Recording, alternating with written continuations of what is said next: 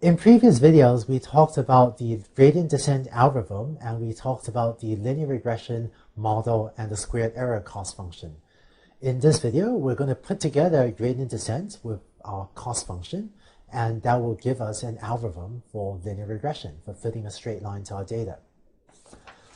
So this was what we worked out in the previous videos. There's our gradient descent algorithm, which should be familiar. And here's the linear regression model with our linear hypothesis and our squared error cost function. What we're going to do is apply gradient descent to minimize our squared error cost function.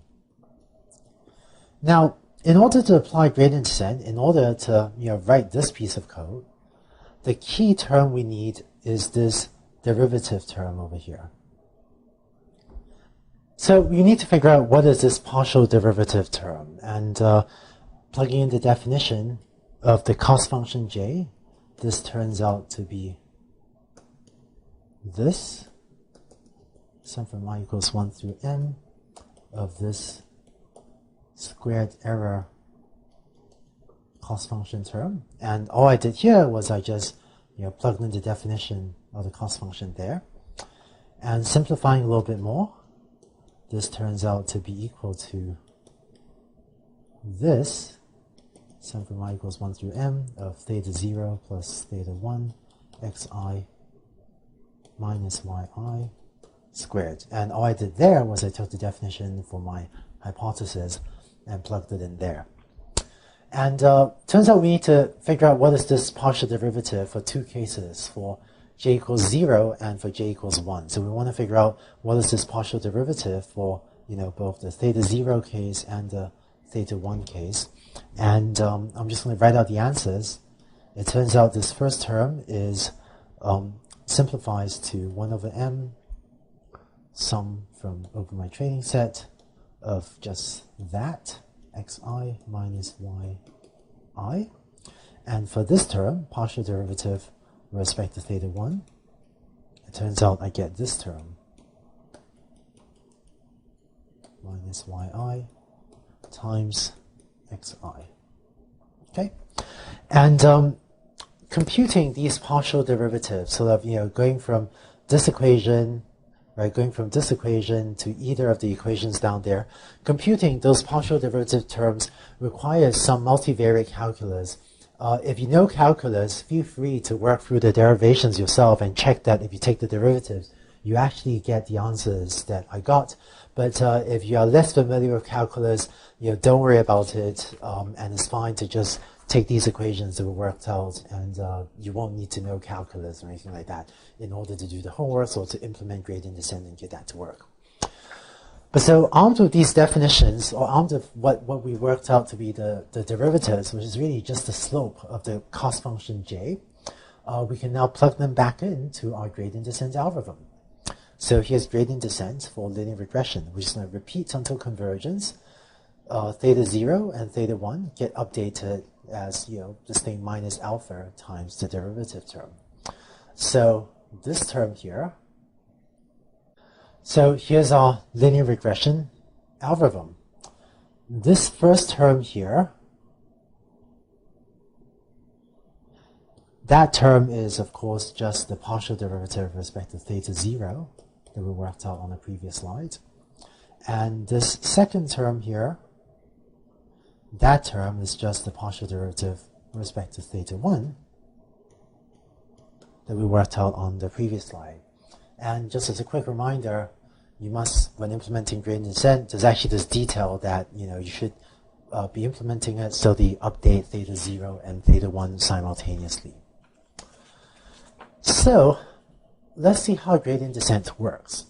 One of the issues we saw with gradient descent is that it can be susceptible to local optima. So when I first explained gradient descent, I showed you this picture of it, going downhill on the surface, and we saw how depending on where you initialize it, you can end up at different local optima. You end up, here or here. But it turns out that the cost function for linear regression is always going to be a bow-shaped function like this. The technical term for this is that this is called a convex function. And I'm not going to give the formal definition for what is a convex function, C-O-N-V-E-X, but informally, a convex function means a bow-shaped function, you know, kind of like a bow-shaped.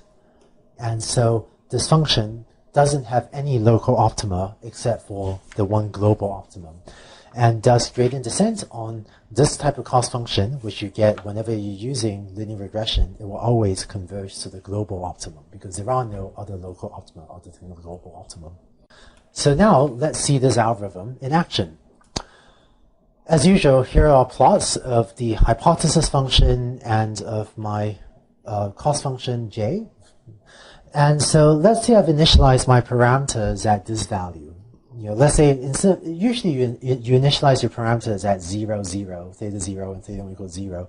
But for illustration, in this particular implementation of gradient descent, I've initialized, you know, theta 0 at about 900 and theta 1 at about minus 0.1.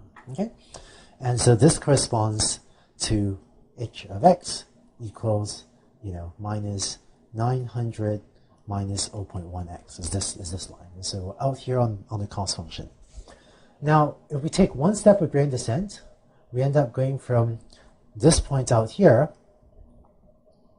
a little bit to the down and left, to that second point over there. And you notice that my line changed a little bit. And as I take another step of gradient descent, my line on the left will change, right? And I've also moved to a new point on my cost function. And as I take further steps of gradient descent, I'm going down in cost, right? So my parameters is sort of following this trajectory. And if you look on the left, this corresponds to hypotheses that, you know, seem to be getting to be better and better fits to the data until eventually I've now wound up at the global minimum, and this global minimum corresponds to this hypothesis, which gives me a good fit to the data. And so that's gradient descent, and we've just run it and gotten a good fit to my data set of housing prices, and you can now use it to predict, you know, if your friend has a house that costs of size 1250 square feet, you can now read off the value and tell them that, I don't know, maybe they can get $250,000 for their house. Finally, just to give this another name, it turns out that the algorithm that we just went over is sometimes called batch gradient descent. And it turns out in machine learning, I don't know, I feel like us machine learning people, we're not always great at giving names to our algorithms. But the term batch gradient descent means that refers to the fact that in every step of gradient descent, we're looking at all of the training examples. So in gradient descent, you know, when computing derivatives, we're computing these sums, right? This sum of. So in every step of gradient descent, we end up computing something like this that sums over all m training examples. And so the term batch gradient descent refers to the fact that we're looking at the entire batch of training examples. And again, this is really maybe not a great name, but this is what machine learning people call it. And it turns out that there are sometimes other versions of gradient descent that are not batch versions, but that instead do not look at the entire training set, but look at small subsets of the training set at a time. And we'll talk about those versions later in this course as well. But for now, using the algorithm you just learned about, or using batch gradient descent, you now know how to implement gradient descent for linear regression. So that's linear regression with gradient descent.